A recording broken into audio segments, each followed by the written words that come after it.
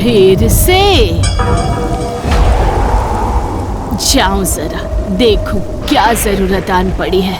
ये बुढ़िया रहती है जागुली गांव में। हर कोई पीछे से उसे डायन बुढ़िया कहकर नजरअंदाज कर देते हैं, लेकिन इसी गांव की बेटी मालती इस बुढ़िया को नानी माँ कहकर पुकारती है और उनसे प्यार भी करती है।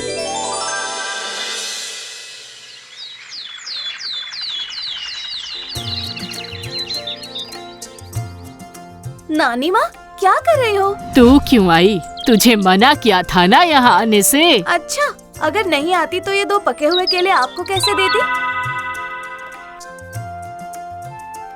और आप तो जानती हैं, आपसे बातें किए बिना मेरा खाना हजम ही नहीं होता। ओफ, तुझे लेकर तो बड़ी मुसीबत हो गई है। जानती है ना, गांव का कोई मुझे पसंद नहीं करता। अगर तेरे माता पिता को पता चला तो मुश्किल हो जाएगी। हाँ, कुछ नहीं होगा। अच्छा नानी माँ, गांव का हर कोई आपको नजरअंदाज करता है, पीछे से डायन कहते हैं, फिर भी सामने अच्छा व्यवहार करते हैं। जानती हूँ, और क्यों करते हैं ये तू भी जानती है। जानती हूँ, आप जरूरत पड़ने पर बारिश ला भी सकती है और रुकवा भी सकती है, इसलिए जब भी जरूरत होती है तभी आपको बुलाया जाता है। उस मंदिर के शिखर पर जब लाल झंडा फहराया जाता है तब समझ जाती हूँ कि गांव के लोग मुझसे कुछ कहना चाहते हैं। बस मैं चली जाती हूँ। अच्छा, मुझे बताइए ना, आप ये सब कैसे करती हैं? आई, कितनी बार कहा है तुझसे, तुझे वो सब सुनने की जरूरत नहीं है, समझी? नहीं नहीं नहीं, ऐसे काम नहीं चलेगा। आज तो आपको बताना ही होगा कि आप कैसे करती हैं। ओहो, अरे वो एक लंबी कहानी है। बचपन से ही मेरे पास कुछ अजीब शक्तियाँ थी, इसलिए घर के लोग मुझे स्वीकार नहीं कर पाते थे। लेकिन उसके बाद जब मेरी शादी हुई तो ससुराल में सब मुझसे डरने लगे थे, समझी कि नहीं? हाँ, इसीलिए एक दिन गुस्से में मैं घर से निकल आई। अब अपने पिता के घर तो नहीं रह सकती थी ना, इसीलिए यहाँ घर बनाकर रह रही हूँ। सब सुनकर मालती रोने लगती है। आहा, अब रो मत, जा अब घर जा जा। आप जो भी कहे नानी माँ, मुझे जानना ही है कि आप ये काम कैसे करती हैं।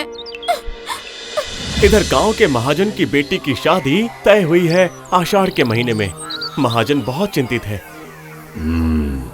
अब क्या करें बताओ तो जगह। अरे बाबा, इतना क्या सोच रहे हो? आप उस चालूनी बुढ़िया को खबर भिजवा दीजिए। हाँ, ये ठीक कहा तुमने। तो कल सुबह ही झंडा फहरा देना, ठीक है? जी हुजूर।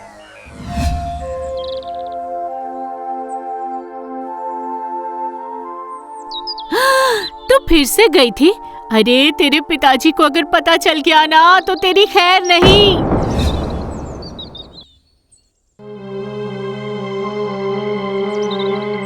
उफ, फिर से? अरे इस उम्र में अब और नहीं होता मुझसे। ओहो। सुनो जगन, आने वाली 13 आषाढ़ को मेरी बेटी की शादी है। उस दिन अगर बारिश हुई तो बड़ी आफत होगी भाई। वही तो, कम से कम अगर 4 दिन बारिश बंद हो जाती तो। अरे तो कौन करेगा ये काम बताओ? सभी तो सुन रहे हैं, अगर उनमें से कोई कुछ अच्छा इंतजाम कर दे तो बड़ा उपकार होगा ना। मालती समझ जाती है कि इस बार नानी माँ बारिश जरूर रुकवाएंगी, इसलिए वह दूर से उन पर नजर रखती हैं, पास नहीं जाती। ऐसे ही 2 दिन बीत जाते हैं। बुढ़िया सोचती है, मालती को क्या हुआ कौन जाने। तबीयत तो खराब नहीं हुई ना उसकी? 2 दिन हो गए वो लड़की आई नहीं। आज थोड़ा जल्दी खाना खाकर सो जाऊंगी, कल ही काम पूरा करना है। इसका मतलब कल ही। आज किसी भी हाल में घर नहीं जा सकती, यहीं इंतजार करना होगा। तुम्हारे लाड प्यार का नतीजा है ये। कहाँ जाती है, क्या करती है, ध्यान नहीं रख सकती क्या? इतनी रात हो गई, अब तक घर नहीं लौटी वो। सुनिए जी, उसकी सहेली के घर पता किया क्या? हाँ, पर वहाँ नहीं है। सुबह होते ही फिर से ढूंढने निकलूंगा। तो क्या उस बुढ़िया ने? नहीं, वो तो रात के वक्त वहाँ नहीं जाती है। तो फिर कहाँ चली गई मेरी बेटी?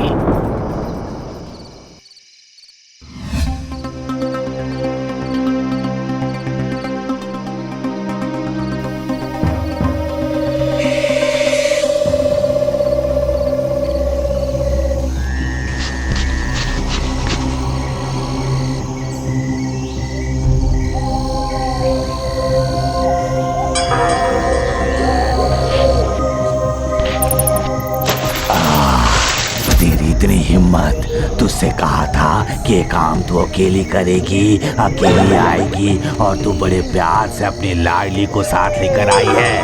आज तुझे यहाँ रख लूंगा। नहीं नहीं, मैं तो किसी को अपने साथ लेकर नहीं ऐसा आई। है क्या? तो फिर वो कौन है बता। अरे बाप रे!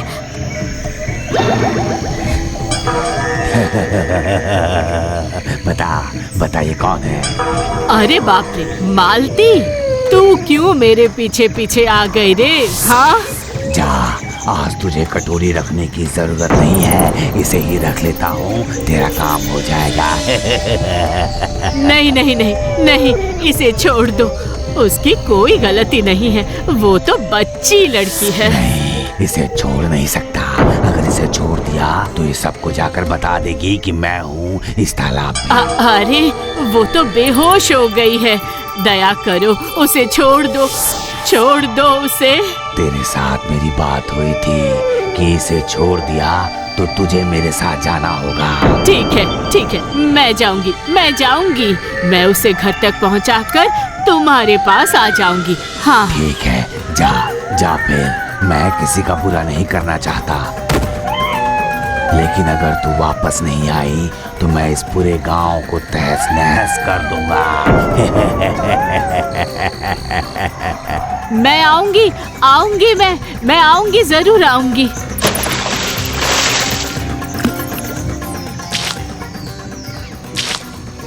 नानी माँ, ये मैंने क्या देखा? अरे बेटा, तू यहाँ क्यों आ गई? हाँ, क्यों आई बता। कितना खतरनाक! वो कौन है नानी माँ? प्रेतात्मा है। ये धरती उसके अपने नियम से चलती है। इंसान के पास कोई शक्ति ही नहीं है आंधी तूफान को रोकने के लिए। दरअसल ये अतृप्त असंतुष्ट आत्माएं उनकी अशुभ शक्तियों का प्रयोग करके ये बारिश रोकते हैं। मैं केवल कटोरी गाड़ कर उन्हें जगा देती हूँ और अपनी प्रार्थना छोड़कर जाती हूँ। उसके बाद वो लोग अपना काम करते हैं। ये एक तंत्र साधना है बेटा, तंत्र साधना है। इसी वजह से लोग मुझे डायन कहते हैं। मैं उनकी बातों पर ध्यान नहीं देती, छोड़ उन्हें। पता है ना, आज तेरी जान जाते जाते बची है। तू मेरे पीछे पीछे क्यों आई? क्यों? हाँ, तो फिर उसने मुझे क्यों छोड़ दिया? क्योंकि वो मेरी बात मानता है। चल चल, तुझे घर छोड़कर आती हूँ, चल।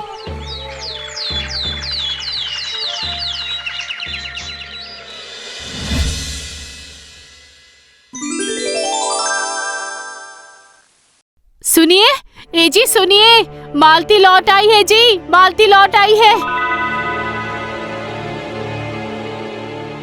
कहाँ गई थी बेटा, कहाँ गई थी तू? हाँ, अरे तेरी शक्ल बिल्कुल लटक गई है, सूख कर कांटा हो गई है। कहाँ थी तू बेटा, कहाँ थी तू? हे बुढ़िया, क्या तुम मेरी बेटी को अपने जैसा बनाना चाहती हो? तुम्हारे लिए ही ये सब हो रहा है। निकल जाओ मेरे घर से, अभी क्या अभी निकल जाओ। नहीं पिताजी, आप जैसा सोच रहे हैं वैसा नहीं तू है। चुप हो जा, क्या हुआ? जाओ। आप लोग कुछ नहीं जानते, उस बूढ़ी नानी माँ ने ही मुझे बचाया है। क्या मतलब? ये तू क्या कह रही है? सच कह रही हूँ, नानी माँ ने मुझे बार बार मना किया, फिर भी मैं उनकी बात माने बिना बड़े तालाब के पास चली गई। उस तालाब में भूत है, आज वो मुझे खत्म कर देता, पर नानी माँ ने ही मुझे बचाया है उससे। बड़े तालाब में भूत है? चल तो देखते हैं। चलो सुनो तुम लोग, सामने जो मिले उठा लो, कटारी जैसा कुछ भी, यानी लोहे की चीजें। चलो चलो। हाँ, चलो। कहाँ है भूत? कहाँ है भूत? उस तरफ था, बीच में। नानी माँ। हाय रे नियति का खेल। मालती देखती है कि वो कटोरी जमीन पर पड़ी हुई है और उसके पास पड़ी हुई है बुढ़िया और उसका बेजान शरीर, और उसके साथ में है वही छड़ी। नानी माँ,